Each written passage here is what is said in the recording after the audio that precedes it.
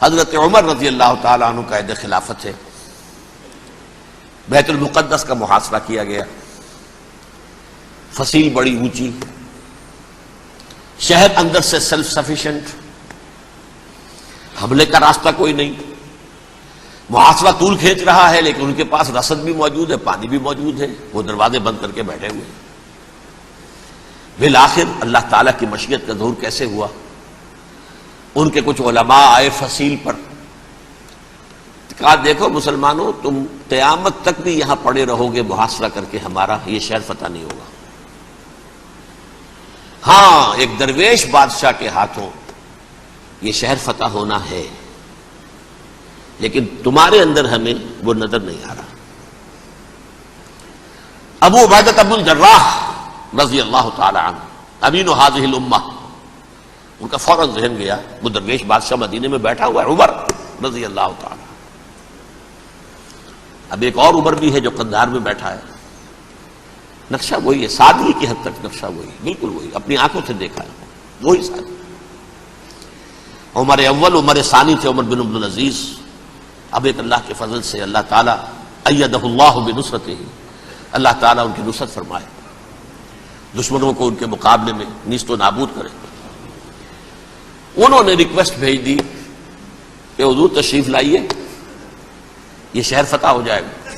وہ ہے سفر تاریخی، اتنا طویل سفر، تقریباً 700 میل، ایک اونٹ، ایک خادم، ایک منزل پہ امیر المومنین اوپر بیٹھے، خادم آگے چل رہا ہے، اگلی منزل پہ خادم اوپر بیٹھا ہے، امیر المومنین آگے جا رہے ہیں۔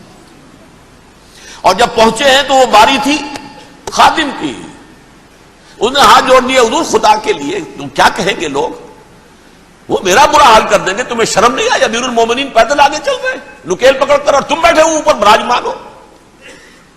حضرت عمر فرمایا الدور دور، نہیں، باری تمہاری ہے، بیٹھ۔ اس حال میں پہنچے ہیں، اور پھر یہ کہ ابو عبیدہ بن الجراح آئے ہیں، استقبال کیا ہے تو دیکھا ہے اس حال میں چلے آ رہے ہیں، عمر نکیل پکڑے ہوئے چلے آ رہے ہیں، اور کہتے ہیں کہ کہیں کیچڑ ویچڑ تھا، جوتے خراب ہو گئے تھے، وہ بھی اتار کے ہاتھ میں پکڑے ہوئے، کپڑے تو تھے ہی پھٹے ہوئے۔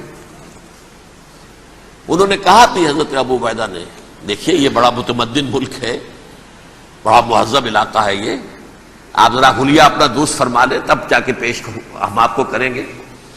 آپ نے فرمایا نحن قوم اعزنا اللہ بالاسلام، ہم وہ قوم ہیں جنہیں اللہ نے عزت دی ہے اسلام کے ذریعے سے، کپڑوں کے ذریعے سے نہیں، دولت کے ذریعے سے نہیں۔ اسی حال میں گئے ہیں، اوپر سے انہوں نے کھڑے ہو کر نشانیاں دیکھی ہیں، اپنی کتابیں کھولی، ہاں یہ وہی ہے، اچھا لو جی سرنڈر، شہر تمہارے ہاتھ میں۔ خون کا ایک قطرہ نہیں بہا اور بیت المقدس فتح ہو گیا۔ لیکن اس وقت حضرت عمر نے ایک نرمی یہ کی کہ یہودیوں کے لیے بھی اسے اوپن سٹی قرار دے دیا۔ یہ احسان عظیم حضرت عمر کا، اس سے پہلے یہودی آ ہی نہیں سکتا تھا، داخل ہی نہیں ہو سکتا تھا، وہاں وہ آ کر وزٹ نہیں کر سکتا تھا، زیارت نہیں کر سکتا تھا اپنے مقدس مقامات کی۔ حضرت عمر نے یوں سمجھیے کہ تقریباً 550 برس کے بعد ان کے لیے راستہ کھولا ہے کہ ہاں تم آ سکتے ہو، زیارت کر سکتے ہو۔ لیکن یہ عیسائیوں نے لکھوایا معاہدے کے اندر، انہیں یہاں آپ آباد ہونے کی اجازت نہیں دیں گے، لیکن کم وزٹ دی پلیسز، دیکھیں، زیارتیں کریں اور جائیں۔ یہ معاہدہ حضرت عمر کا ہے رضی اللہ تعالیٰ، جو پھر خلافت راشدہ کے بعد بنو امیہ نے بھی اس کو آنر کیا، بنو عباس نے کیا، پھر جو ہمارے یہ ترکوں میں اندر خلافت آئی تو ترک خلفاء نے بھی اس معاہدے کی پوری پابندی کی۔ فلسطین میں آ سکتے ہیں یہودی، صرف زائرین کی حیثیت سے، وہاں آباد نہیں ہو سکتے۔ اب آئیے اگلا دور آیا حضرت عثمان کا دور خلافت۔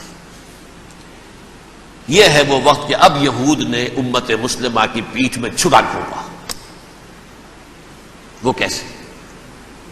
ایک یہودی عبداللہ ابن سبا اسلام کا لبادہ اوڑھ کر آ گیا، معاشرے کا جائزہ لے لیا، ان میں بنو ہاشم اور بنو امیہ میں جو پرانی کشاکش تھی اس کے کچھ نہ کچھ جراثیم باقی ہیں، اگر ان کو ذرا بھڑکا دے تو مسلمانوں میں انتشار پیدا ہو جائے۔ کہا یہ عثمان کون ہے؟ یہ تو بنو امیہ میں سے ہے، یہ حق تو بنو ہاشم کا ہے، خلافت ان کے پاس ہونی چاہیے، محمد کے تو رشتہ دار وہ ہے صلی اللہ علیہ وسلم۔ عوام الناس کے اندر بات پھیلنی شروع ہوئی۔ پھر ایک بڑی سازش کے انداز میں حضرت عثمان کے خلاف پروپیگنڈا، حضرت عثمان کے جو عاملین تھے، گورنر تھے، ان کے خلاف پروپیگنڈا، اور ایسی ہوشیاری کرتے تھے کہ کوفے میں کوفے کے حاکم کے خلاف کچھ نہیں کہنا، اجی مصر میں یہ ہو رہا ہے، اجی شام میں یہ ہو رہا ہے، اجی یہ جو عثمان ہے وہ یہ کر رہا ہے، یہ ظلم ہو رہا ہے، یہ لوٹ مار ہو رہی ہے، یہ خیانتیں ہو رہی ہیں۔ اب نہ تو اس زمانے میں مینز آف کمیونیکیشن، کیسے تصدیق کریں؟